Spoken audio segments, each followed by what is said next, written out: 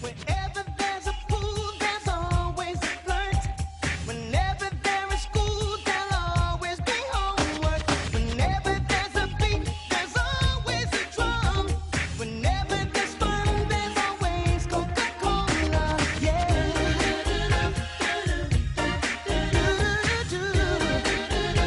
Always Coca-Cola.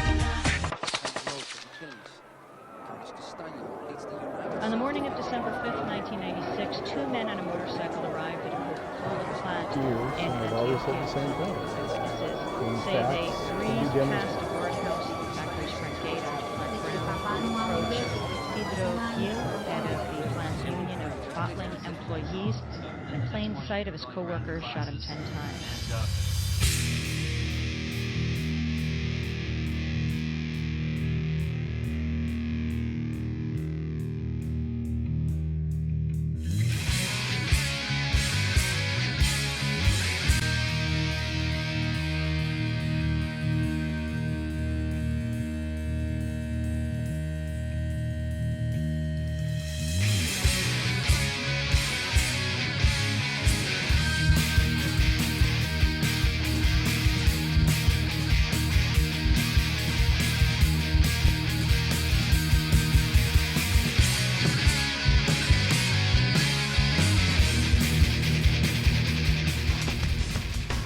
People make allegations like that, but it becomes very difficult to tie that down.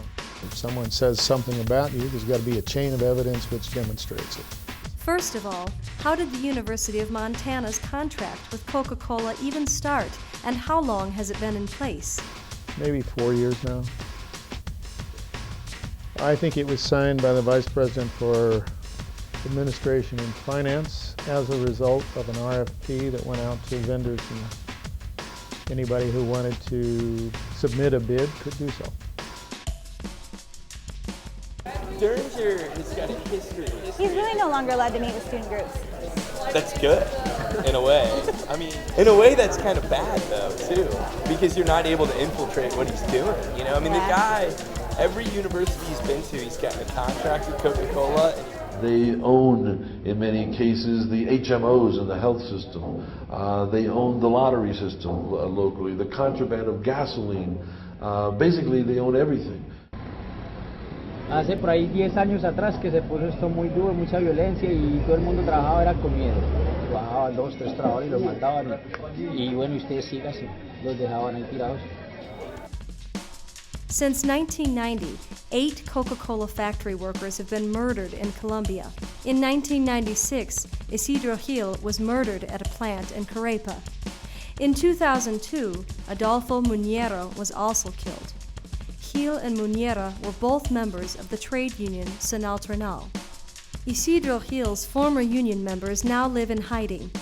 One of them was on shift during the morning of his murder. Oí que sonó un disparo en la puerta. Entonces yo inmediatamente freno la montacarga y miro hacia atrás. Y yo veo que el compañero Isidro va cayendo de espaldas. Y veo el paramilitar dándole candela. Cuando yo llego donde el compañero Isidro, ya él está muerto, porque el primer impacto se lo pegaron en toda la frente. The story in Carepa didn't end with the death of Isidro Gil. The same night, the union's office was set on fire, and its leadership ordered to meet a paramilitary commander known as Caliche the next day in this local dance hall. Hablando de sindicatos, dice Caliche, vea, vamos a acabar con todo lo que sean sindicatos. Eso tiene que desaparecer por A o por B. Si no, vamos a la empresa y los reunimos a todos. Ya hay que todos reunidos en el piso. Pero para no hacer estas cosas, nos reunimos en el piso. Para que todo el mundo renuncie. Y el que no quiera renunciar, le damos la cabeza, no respondemos.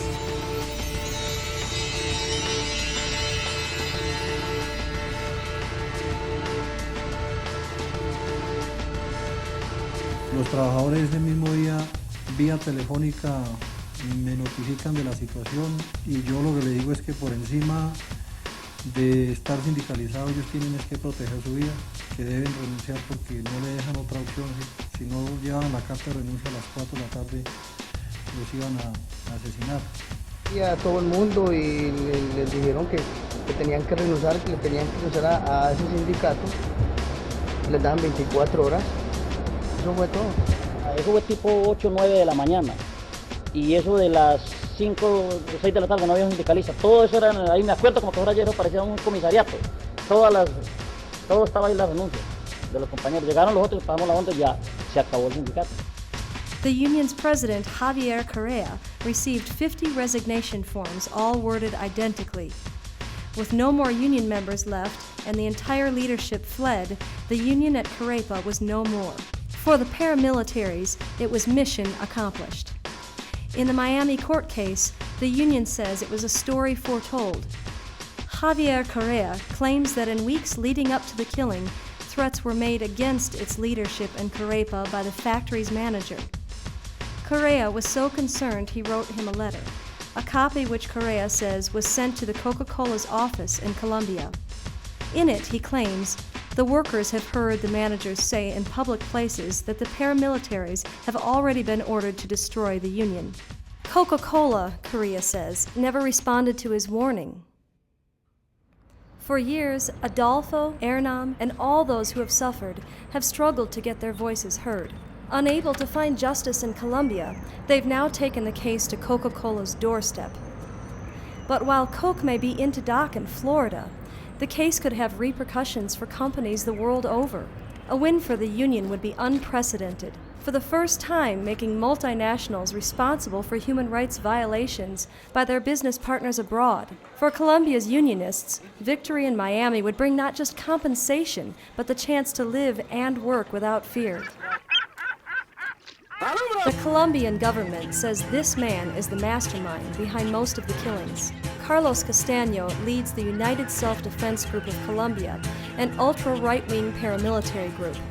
It has around 12,000 armed fighters and is listed by the United States as a terrorist organization. Castaño says most trade unionists are fronts for Colombia's other terrorist groups, the far-left guerrillas, but there's little, if any, evidence of such links. The power of the paramilitaries has made justice all but impossible in Colombia. This is one reason Coca-Cola has been targeted by the union. The company can be sued outside the country, while the paramilitary is only subject to the Colombian courts. It's very hard on a local level to build these cases.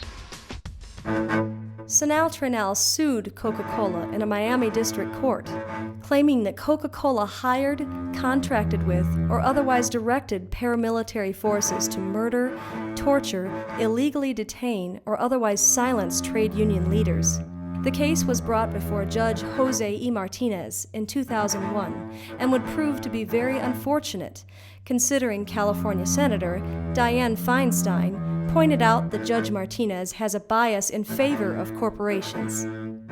He also specialized in advising and even defending them. Martinez is also an active sports radio broadcaster for the Miami Hurricanes. The Canes are heavily funded by Coca-Cola. Since the University of Miami contracts with Coca-Cola and Judge Martinez works on behalf of the university, and he has a history of intimacy with corporations, this logically tells us that Martinez has bias towards Coca-Cola. Martinez dismissed the Coca-Cola company from the lawsuit, deciding they didn't have significant ownership of their bottling plants in Colombia. Coke owns more than a third of stock in the Colombian bottling plants, and their corporate leaders in Atlanta also sit on their board. Even so, Martinez ruled that their bottling plant managers in Colombia weren't liable either. His decision was made in 2006 after he reviewed only a single document given to him by Coca-Cola.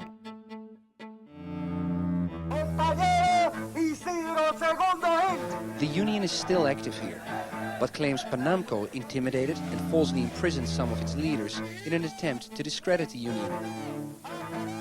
Luis Eduardo Garcia and Domingo Flores were accused by the company of planting 2 bombs in the factory and having links with left-wing guerrillas. They were arrested on terrorism charges and imprisoned for 6 months, awaiting trial. Solamente el man que nos trasladó desde allá, aquí a la 25 me decía, ve gran hijo de puta por andar metidos con el sindicato, ¿por qué no se salen de eso?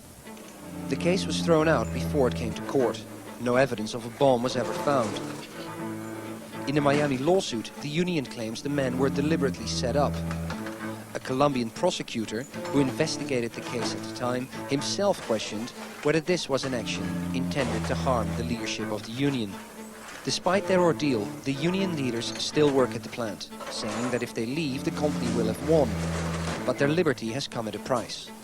While in jail, their salaries were suspended and they've received no compensation. De ahí que no alcanzaba para pagar servicios públicos, mucho menos para pagar cuotas de la vivienda, el cual pues se fueron acumulando y ya no las tenían en remate cuando salimos nosotros. Frente a eso, las compañeras les tocó que salir a pedir limón. Mis hijos estaban estudiando, me tocó que no volvieran más al colegio porque no había con qué pagar y los echaron del colegio. A esos niños les quedó un trauma que aún todavía no hemos podido superarlo. Ella ve un policía, ve algo y de una vez piensa que lo van a llevar otra vez.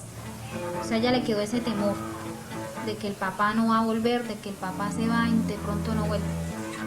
Last year, Luis was at a shop on his round when he says two armed paramilitaries confronted him. Estando acá, el tipo que estaba a la derecha se me vino, desenfundó el arma, sacó el arma del bolso, la desenfundó, tendió el arma y me dijo, le llegó su momento, hoy es su día. That day, Luis was lucky, saved by a shopkeeper who called the police.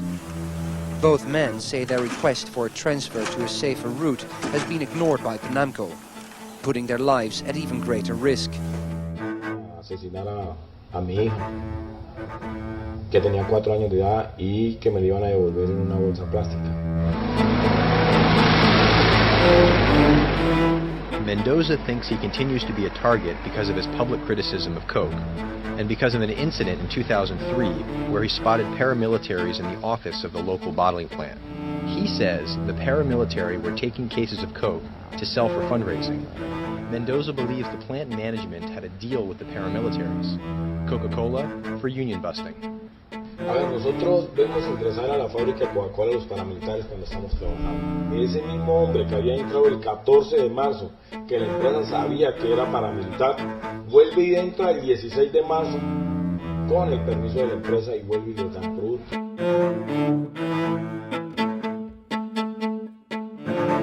Coca-Cola has run into intense scrutiny in India, too.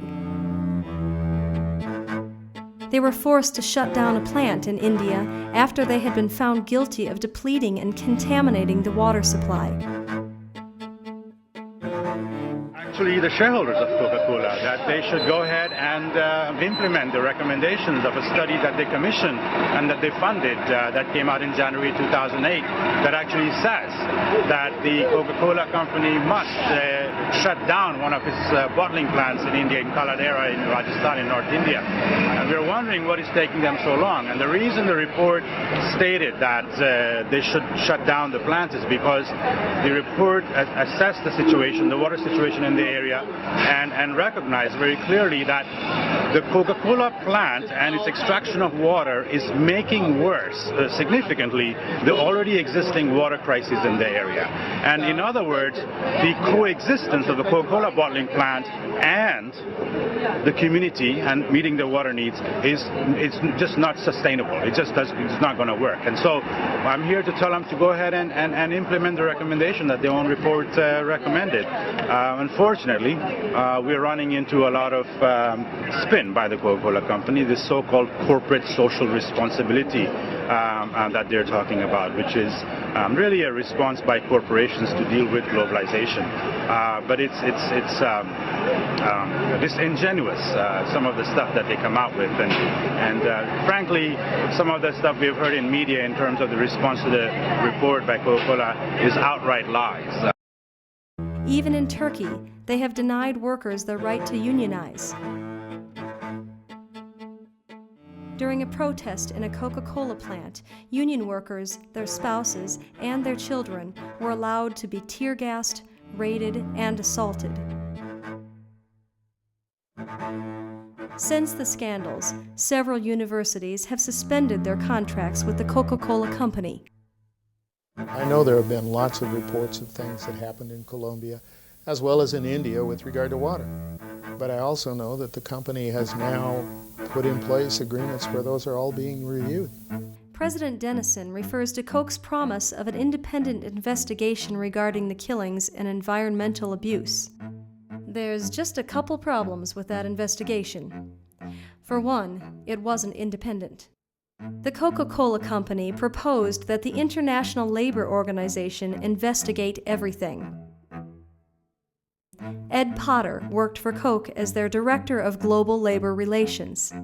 He also worked for the International Labor Organization. The investigation was therefore not independent because Potter was in bed with both Coke and the ILO. It gets worse. According to the Sydney Morning Herald, Coke went back on their promise even more by stopping the investigation altogether. There was never any investigation into the deaths of the Colombian leaders. To make matters worse, there was no investigation into human rights abuses in Turkey or India for that matter either. An email was sent by the maker of this film to President Dennison regarding Coke's abuses and the investigation. He simply defended Coca-Cola and wrote back with information he got from Coke's website. The website is filled with misinformation regarding the allegations of their abuse of workers and environment. They still claim that the International Labor Organization is investigating the allegations against them. The assessment process was undertaken in January of this year to make sure that we were all in compliance with the requirements of law in every country in which we do business. I guess it's just too bad they didn't read the article in the Sydney Morning Herald about themselves. So when you mentioned the allegations of the human rights abuses and whatnot, there's been many articles put forth through the press and whatnot, essentially giving facts, giving what they state or what they allege to be facts. Now, I don't question factual statements about somebody being killed or that sort of thing. I don't know anything about that. I'm not there to know that. But what I have to keep always in mind is that the fact that something happened doesn't mean that this group over here, this person over here is responsible. Well, because it has the Coke name on it, but it's part of the whole organization. Well, you simply have to follow that through and find out where the control exists. And if that could have been demonstrated, it seems to me it would have been part of the district court cases in the southern district courts. The corporation was removed from those cases.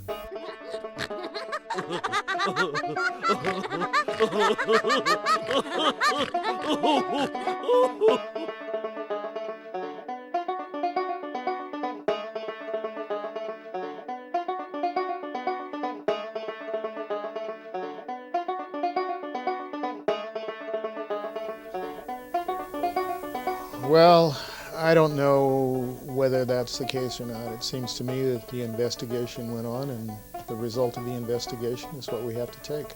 There have been lots of allegations in the past.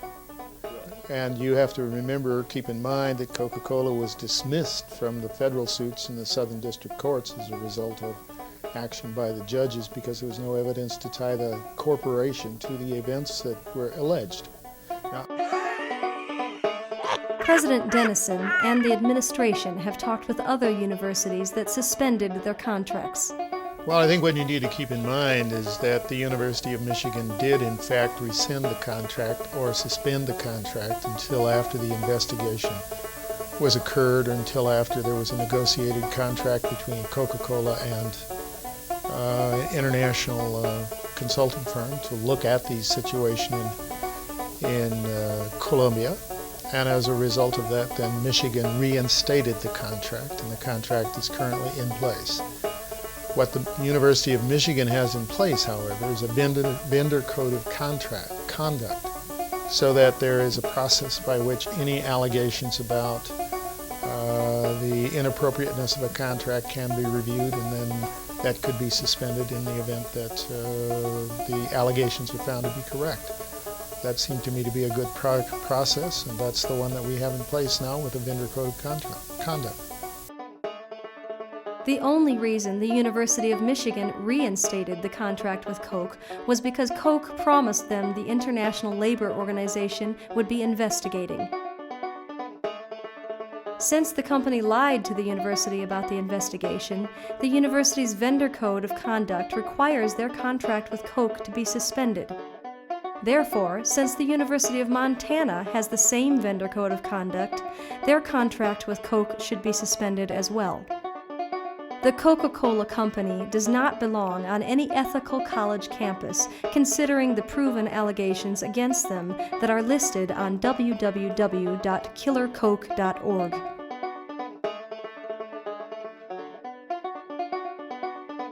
There are many alternatives to Coca-Cola.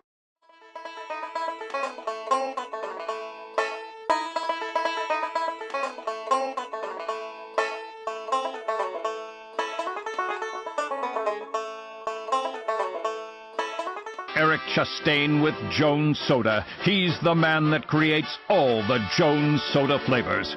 This year, Jones Soda partnered with the Seahawks, so Eric came up with 5 new football flavors that would transcend the taste experience. He liked the idea so much he invited Seahawks All-Pro tackle Walter Jones to take part. The taste of the ultimate flavor, Sweet Victory. Whoa, let me be the judge.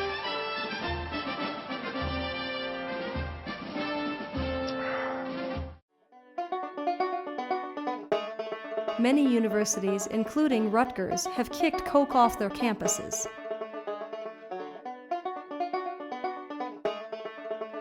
Here are some of the Coca-Cola Company's products that you might not know about.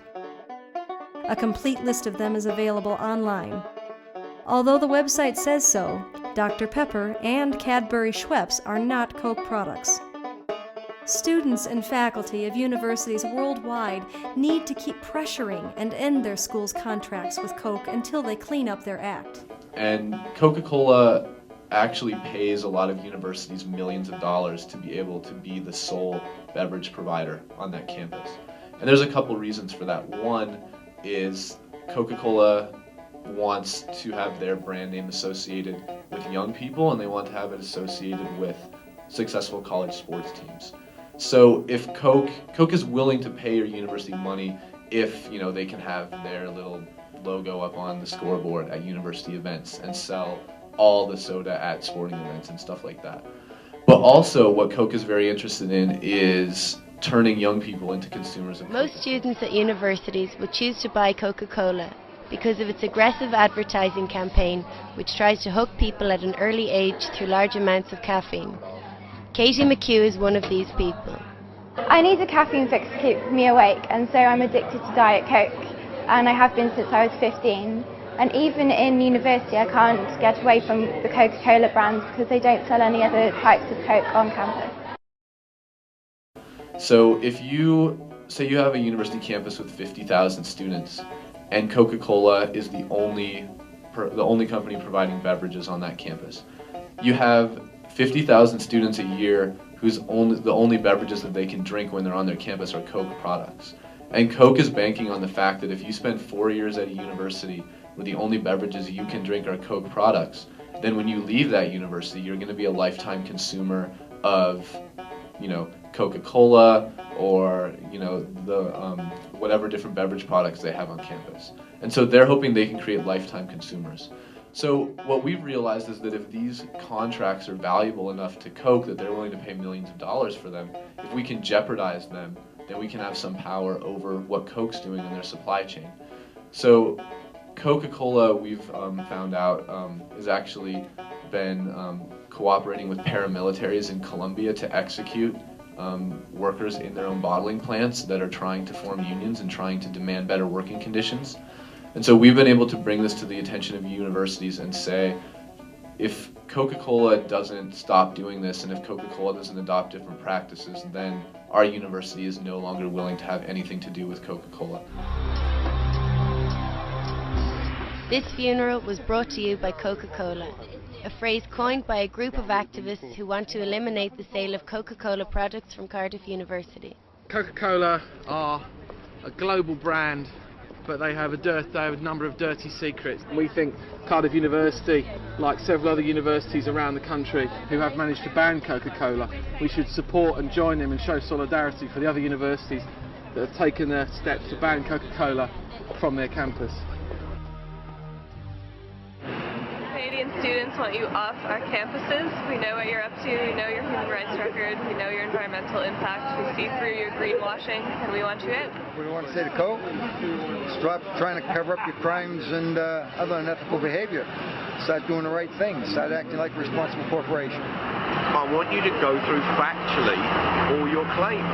I want you to answer point by point all the claims you put out on your corporate social responsibility, site, on your charter, on your code of conduct, and I want you to be able to answer actually and explain how you can say this stuff, because you can't.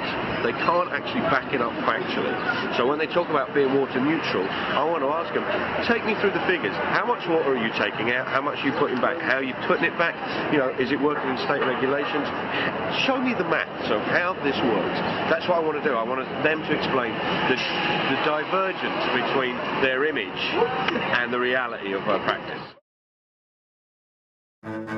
Boycott Coca-Cola and demand that there be truly independent investigations into the deaths of the union members and environmental degradation. The cost of human life has now been calculated into the profits of the Coca-Cola Company.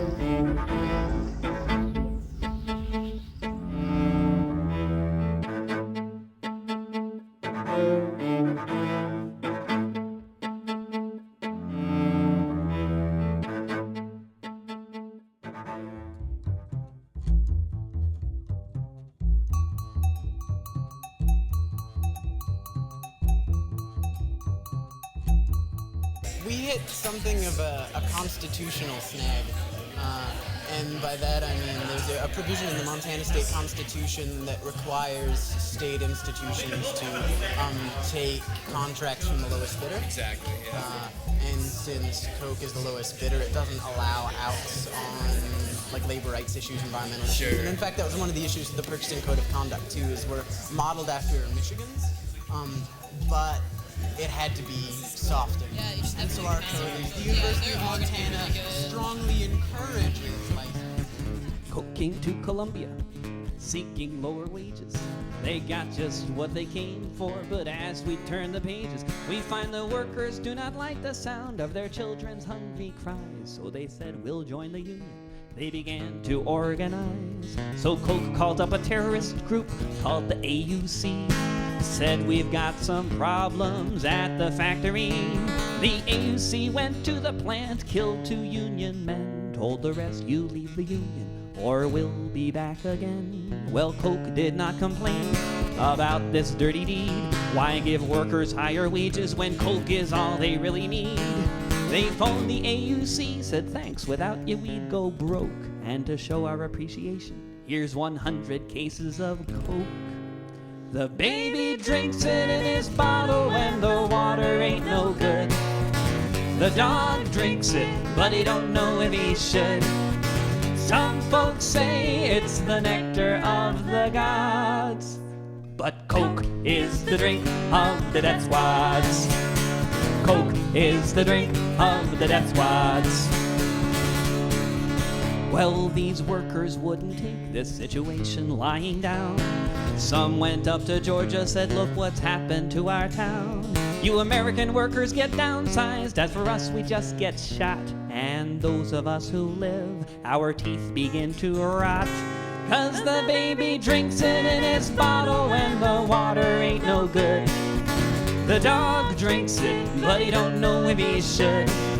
Some folks say it's the nectar of the gods, but Coke is the drink of the death squads. Coke is the drink of the death squads.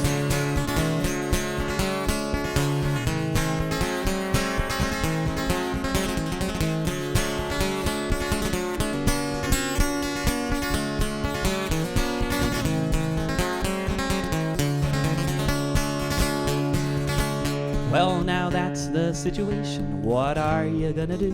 'Cause the death squads run Colombia and they're paid by me and you. We can let Coke rule the world, see what future that will bring. Or we can drink juice and smash the state, now that's the real thing. 'Cause the baby drinks it in his bottle when the water ain't no good. The dog drinks it, but he don't know if he should. Some folks say it's the nectar of the gods, but Coke is the drink of the death squads. Coke is the drink of the death squads.